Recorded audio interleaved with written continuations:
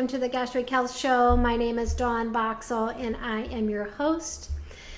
We are back for another episode in the Gastric Health Show, and we are talking about breaking a stall. But first and foremost, these podcasts are not intended for medical advice. They are for educational purposes only.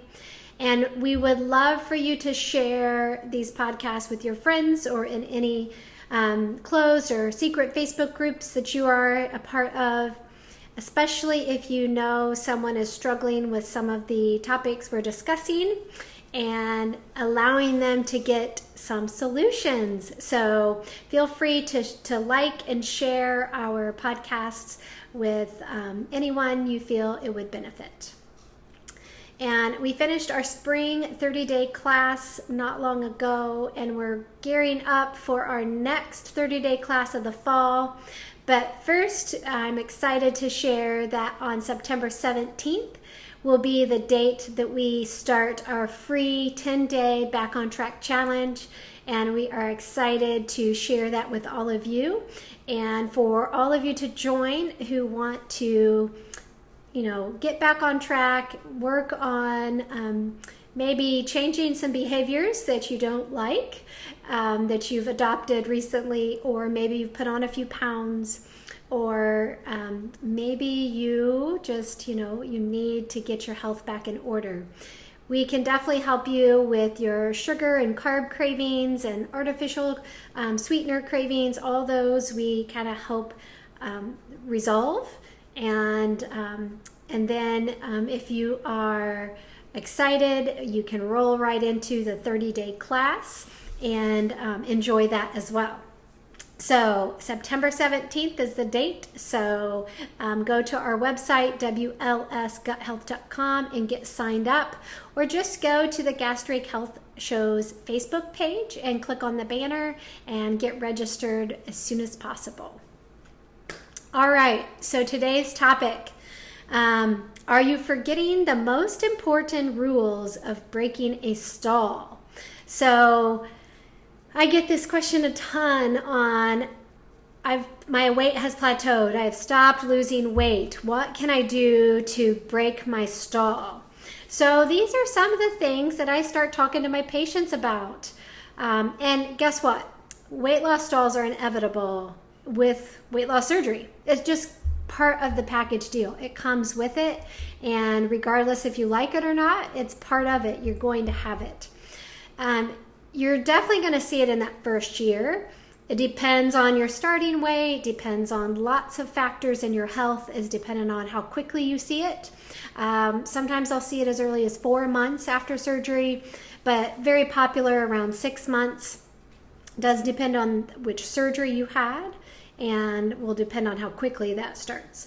But usually, once you get past months 1 and 2 after weight loss surgery, you're going to question if you're having a stall. But a stall would be where you're not losing inches or you're not losing pounds, either one. And that's what I would classify as a stall, and that would be for several weeks to months. So if it's only been a few days, that is not a stall. And if you are still losing inches and just not the pounds, that is not a stall. Your body is still losing. So don't get freaked out if you don't see the scale moving. My best advice would be get off the scale. Quit weighing yourself. If a family member needs to hide the scale, then so be it. You need to get that thing out of your reach, or you'll drive yourself crazy. But, the big picture is if you do hit a stall where you're not losing inches, you're not losing weight, and you feel like you're getting nowhere, then these are the things that you need to start thinking about and working on. So, number 1. Are you skipping meals or are you eating too little? So the whole mindset of just, eat less calories and exercise more is really kind of a broken system. And it is not very perfect. I'll put it that way. Not very perfect way to rely on success. And many of you have already experienced that with, years of dieting. So don't get confused with thinking that if I restrict more or I eat less, that I'm going to lose my weight. I'm going to lose more weight. So I'm going to skip a meal, or I'm going to quit eating until dinner time to get the weight off. And that is the opposite of what you want to happen. So you really have to fuel your body, but you need to do it with the right foods. And so that's where you have to really pay attention to what you're putting in your mouth. So make sure you do a food log or something to help you identify, how much am I really eating? Because sometimes people are just restricting too much, and your belly is full. You have a tiny belly, so it can get full really quickly, but that doesn't mean that you're eating enough.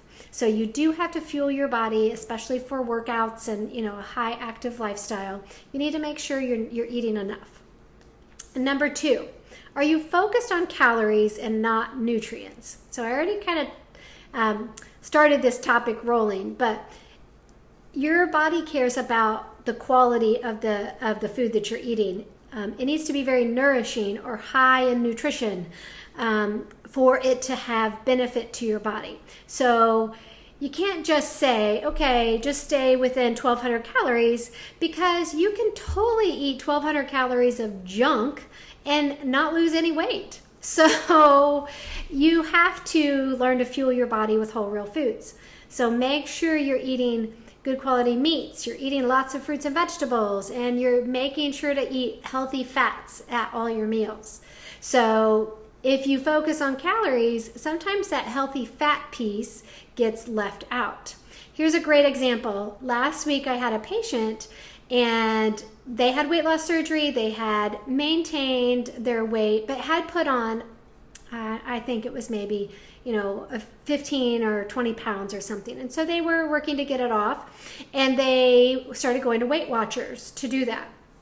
So she was coming in because she was having low blood sugars, and frequently, and the lowest, her lowest blood glucose was a 40. So she was really having issues with her blood glucose. And so it became kind of a deep discussion, because she was like, I was kind of explaining, I wanted you to balance your blood sugars, and these are the things I want you to really focus to eat. Make sure you have plenty of proteins and plenty of healthy fats. And she was like, oh, no, I can't have fats. Or it was specifically nuts, because I said I want you to, have a handful of nuts if you're having some fruit. And she was like, no, Weight Watchers doesn't allow any nuts. And I'm like, well, I don't think that is correct, because they have changed kind of their program. But regardless, if you don't start having healthy fats, you're going to tank your blood sugar, because you can't just eat a bunch of carbs and not cover it with a protein or a fat. And she was very fat phobic. She was afraid to eat the fat, and because it was going to make her get out of her points. And so that whole mindset of the calories or the points or this number is my magic, you have to listen to your body. And it really came down to, I get it. Weight Watchers, they have some great aspects and some great, things to offer people. Accountability and a weekly connection. I love that. But for your health, I need you to eat some healthy fats at every meal. So you can't get so skewed in your mind with old dieting behaviors and routines that you did in the past, that you're not listening to what your body needs. So it's not just about focusing on the calories. You've got to focus on what your body requires. So keep that in mind. Number 3 is, are you relying too heavily on protein supplements? And I've talked about this at other podcasts, but if you are years out and you are you are drinking and eating protein shakes, 2 and 3 of them, or bars every day, you are over supplementing. At that phase, more than 1 a day is not necessary. you should be able, once you're past a year, you should be able to eat enough protein at your meals that you need no more than one protein shake a day. So, or bar, whichever one.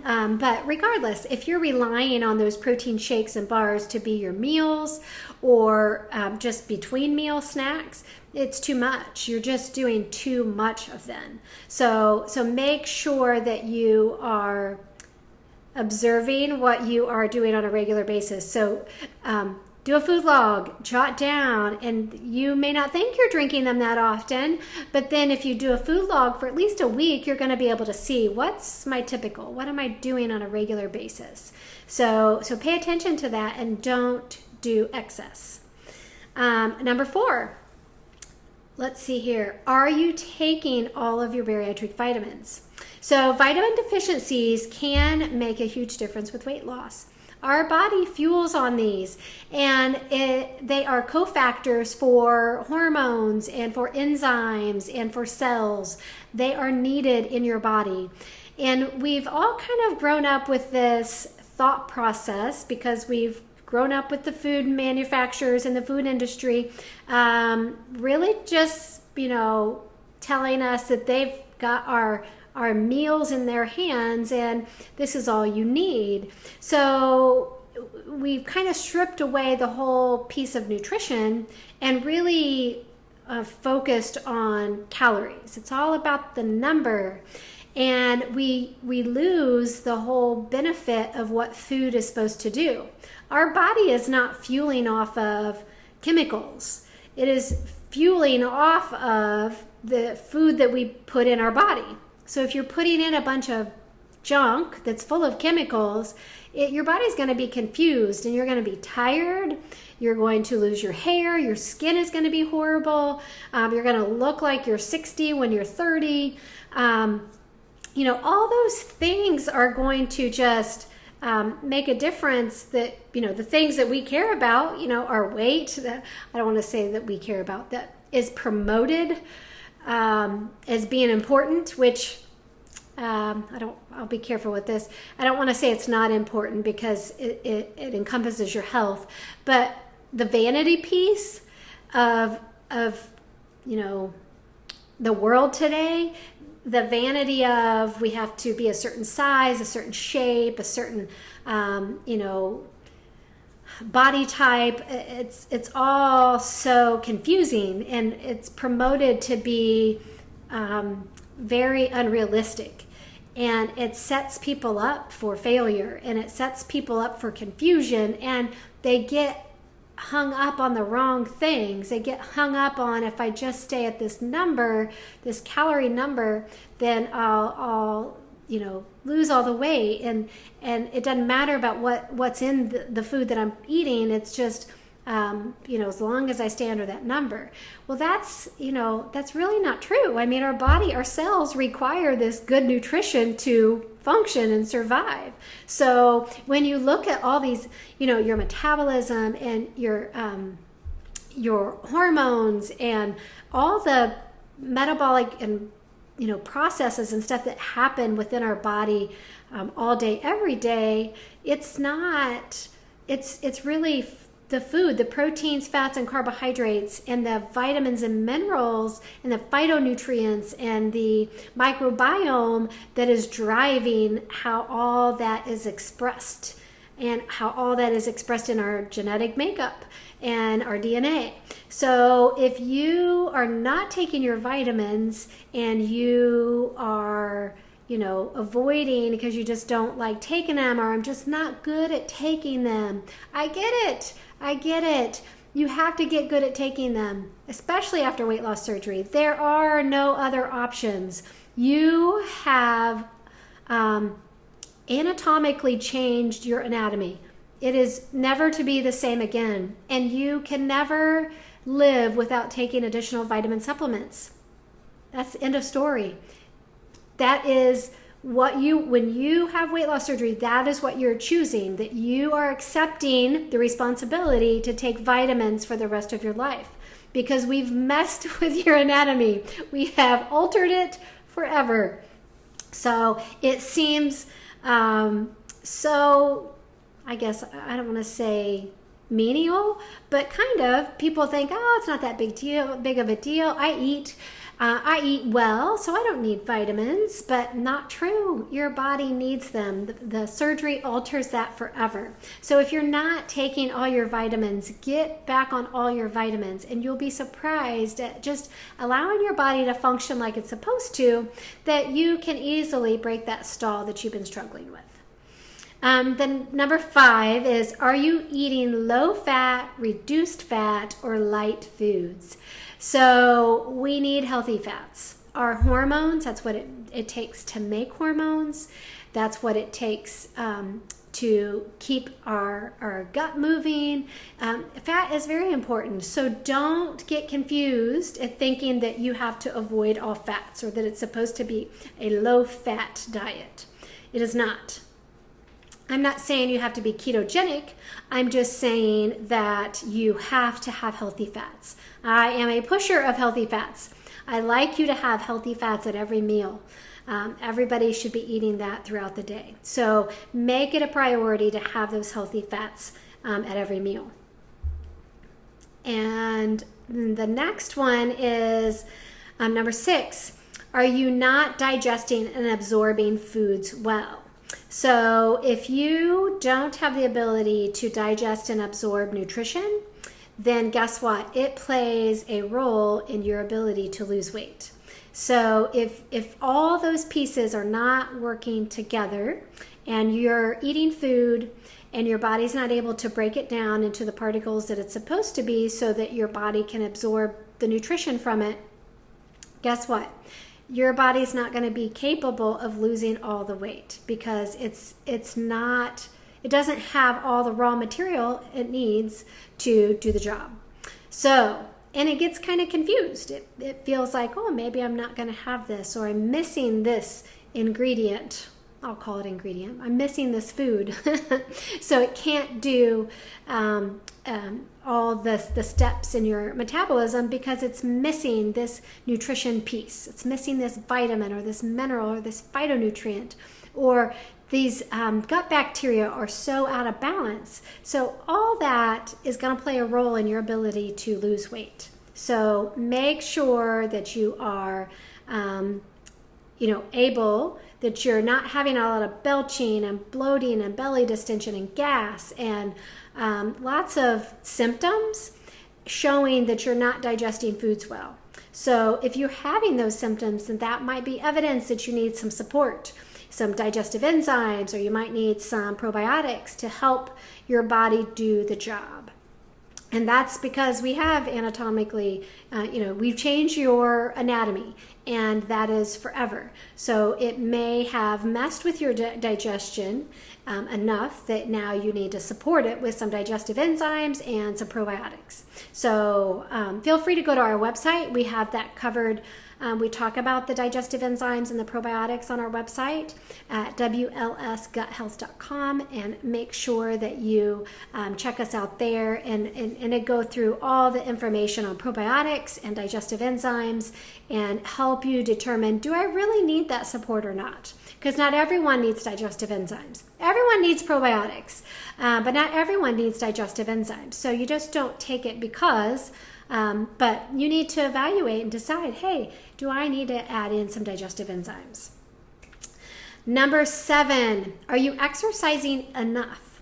So 150 minutes a week where you get sweaty. So that, would be 30 minutes, 5 days a week, or you could break it down a little differently throughout if you wanted to go more days. Or less days, you could do more minutes. So regardless, 150 minutes a week of exercise where you're actually getting sweaty. You're getting that heart rate up and you are sweating.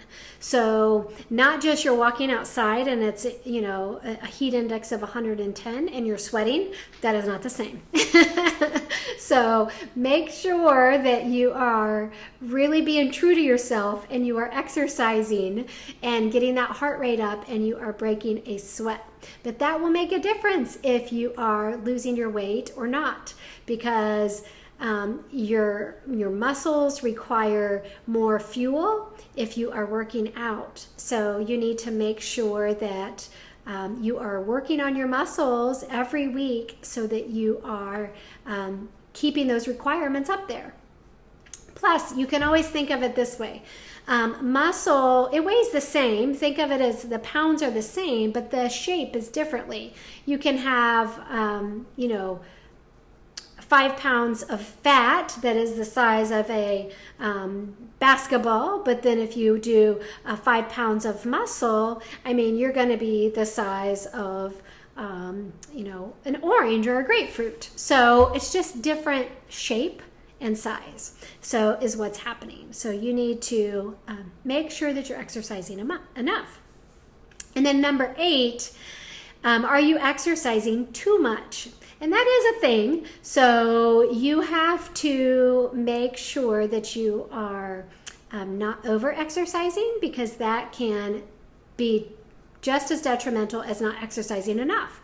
So you need to listen to your body. If you're having symptoms of lots of injuries, you're getting injured a lot, or you have no energy going into workouts, or you're really struggling to make it through the workout, you might be exercising too much, or you feel like when you come home after work and you've worked out maybe first thing in the morning and you go to work all day, you should still have good energy. If you're exercising correctly, you should have enough energy that you feel good to cook your meal, stay up and do other things, and not feel like I got to come home and go to bed.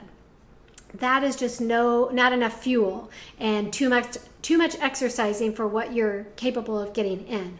So make sure that you're not over exercising. If someone's doing 60 minutes 5 days a week, you're exceeding that 150 minutes, doubling it. If somebody's doing 2 and 3 hours a day, 5 days a week, that is way too much. You're going to have a hard time with a small pouch. You're going to have a hard time keeping up with your fueling your body. So I would say back it down. Plus I will say it's really hard on your HPA axis. So your hypothalamus, pituitary, and adrenal function. So that is really hard on those adrenal glands to be exercising that much. And you're going to disrupt that balance and create a great big mess by exercising too much. So keep that in mind if you are struggling. Evaluate what you're doing. And if it's too much, you need to figure out how you can back it down and still feel mentally good with it. Because that would probably be where you'd struggle the most with. But you would physically feel a whole lot better, I will tell you. Number 9, are you sleeping 7 to 8 hours nightly? This is something that people totally blow off as not even important. They don't even think that this is a thing. But there is some interesting studies and evidence behind this, that sleeping 7 to 8 hours is very important to weight. And I do have patients that where their sleep has gotten disrupted, and they'll come in and they have put on 10 to 15 pounds during this time. So it really messes things up with your whole sleep cycle and your hormones, that it can make you just put on pounds or not allow you to lose weight. So think of it like a stall or a plateau or weight loss resistance if you're not sleeping that 7 to 8 hours nightly. And then number 10, are you managing your stress well? If you are really struggling with life and your stress is through the roof and you feel upset frequently and you feel that things are always out of control and chaos, you just feel like you're living in chaos all the time, that may be part of it. And that will totally make a difference on your ability to lose weight.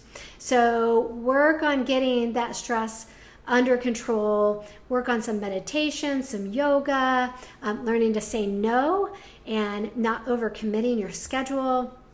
And just going. Learn to sit down and be quiet, get off all the electronics, and just, go outside and be in nature and enjoy some peace and quiet and just do nothing. Just go for a stroll, not even a fast walk, not for exercise, just a stroll in the woods or in the park or just somewhere. Go somewhere and you will be surprised at how peaceful you can become so quickly. And it's important to pay attention and to build that in on a regular basis, because if not, you're going to get out of balance with your life, and that is contributing to your ability to lose weight, because your body works as a one complete system. And when you mess one area up so much, guess what? The other areas are impacted. So, of course, there are foods and supplements and things you can do to support all this. I'd encourage you to work with a healthcare professional that is educated in that, and what supplements to use if you're stressed, what supplements to use if you're not sleeping well, what supplements do you use, and how do you fuel your body with your exercise and replace what you're losing, and what foods do I eat that have healthy fats? All those things are important to learn. And if you need help, get help. Find someone that is in your area that can help you learn these things and apply them to your life, because it will make a difference long term with you being successful with weight loss surgery. So I hope this has helped, and I hope it's given you some new things to think about, some new things to strategize and plan out and start working on in your life. And if not, feel free to join us in our next 10-day Back on Track challenge. It is free, and it will begin on September 17th. We'd love to have you. We address a lot of these topics. We begin the topics in the 10-day, but we really go into these topics during our 30-day class, and that will be just a few weeks after the 10-day ends. So we would love for you to join us during this time. Just go to WLSGutHealth.com and sign up for our free challenge, and feel free to sign up for the next class, because you won't want to miss it. It's going to be fun. We are updating, I should say, our 10-day challenge to make it simpler and more user-friendly.